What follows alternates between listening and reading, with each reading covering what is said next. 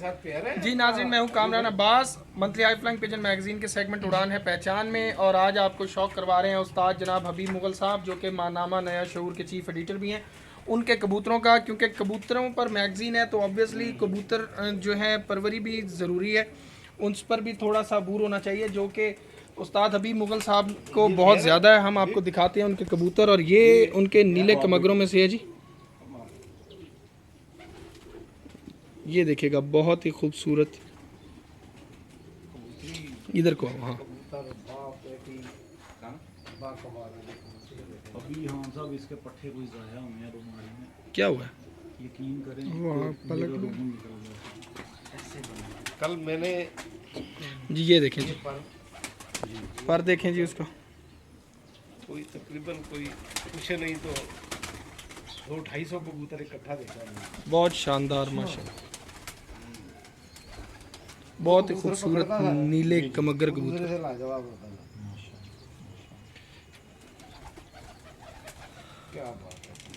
हाँ अब आइए क्लियर आंख, ये रोशनी की बड़ा लाल आंख पे जो है ना होता है। ये अभी भाई जरा दिखाएं, ये ये छोड़िएगा जी। ये देखना, ये देखना, ये देखना। ये नोमी भाई, ये जो है ना, ये देखें, ये फीमेल है, मेरी बड़ी फीमेल है। अब ये देखें कि जो मैं वीडियोस में बताता हूँ, इसकी जो दुम है ये एक पत्ते में है, एक पर के नीचे इसकी दुम है। हाँ, सिंगल पत्ता। और आप अगर इसकी आंख देखें तो कुशादा है माशाल्लाह। और इस ब्रीड के जो बच्चे हैं, दो पट्टियाँ जो हैं, वो सियालकोट में फ़हर इस्लाम भाई, उन्होंने मुझे फ़ोन करके बताया कि कलियों में माशाल्लाह शाम तक उड़े हैं। तो जो लोग कहते हैं कि ये नीलों की परवाज़ नहीं है, अल्हम्दुलिल्लाह इनमें खूबसूरती भी है और इनमें परवाज़ भी है। सर मैं तो फ़ैन हो गया हूँ हबीब भाई के कबूतरों का, और इंशाल्लाह जल्दी यहाँ पे कोई ना कोई डाका डालेंगे हबीब भाई के पास।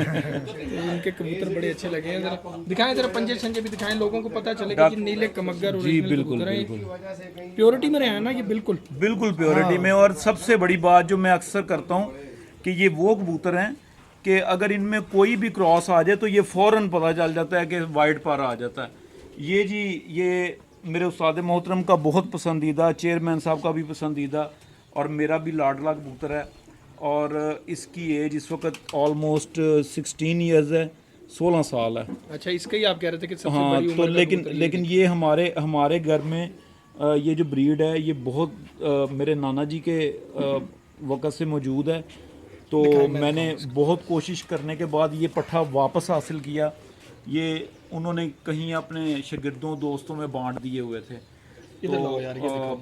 आप देखें, ये अभी भाई बोल रहे हैं, साथ साथ हम इनको बताते हैं। बड़ा एंटीक कलर है। ये देखें, और इनको कहते क्या हैं? जालदारी, इनको कसूरी जालदार कहते हैं।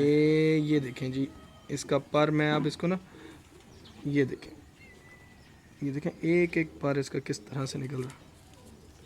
नाज़रीन, बड़ा मजबूत कबूतर है। ये देखें, हर पर के अंदर दूसरा पर फंसा हुआ है उसका, इंतहाई मुश्किल से वो पर खोलता है, इतना स्प्रिंग है उसके परों में बिल्कुल।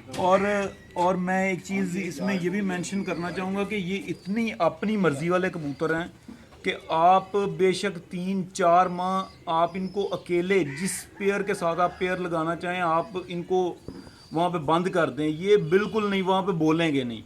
और जब आप इनको छोड़ देंगे, ये अपनी मर्ज़ी के साथ जिस फीमेल से लगेंगे उसी से लगेंगे।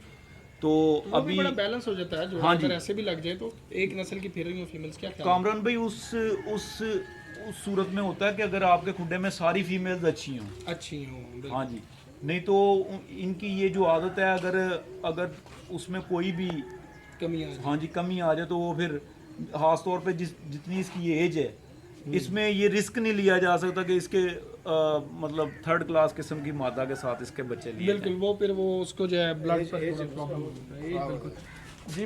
मज़ीद आपको कबूतर दिखाते हैं जी हबीब मुगल साहब के, हमारे साथ